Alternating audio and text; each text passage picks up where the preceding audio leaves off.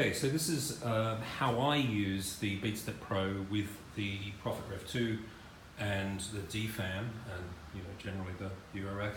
The main thing is to, in MIDI Control Center, specify 1 step as the resolution for clock in and out, and then you can go clock out into the DFAM and MIDI out into the MIDI in. Another setting you need to have is the MIDI clock mode needs to be set to slave. That will, when I press start on the Beatstep Pro, that will also start the sequencer in the Prophet Rev2.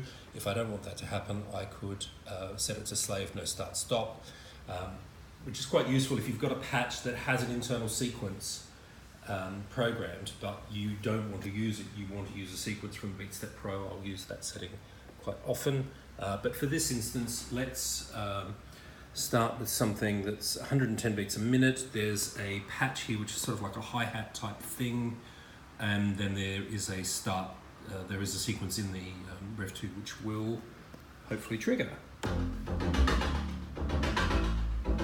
Okay, so that works.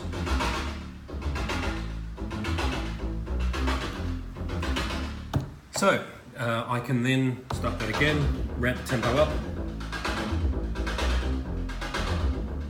have it respond to tap tempo.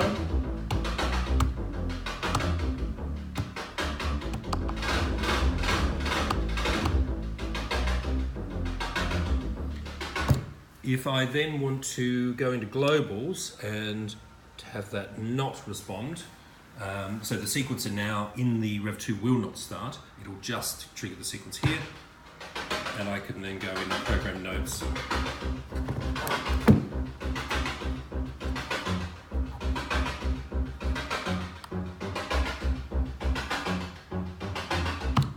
But I would probably use that sequencer there.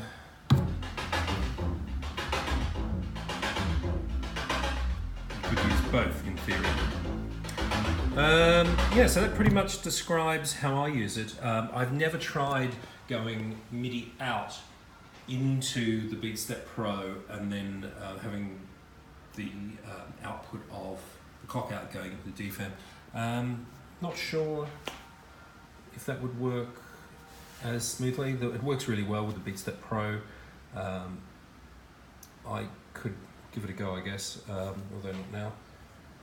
Hopefully that gives you an illustration of how I use my Beatstep Pro with the DFAM and the Prophet. Cheers.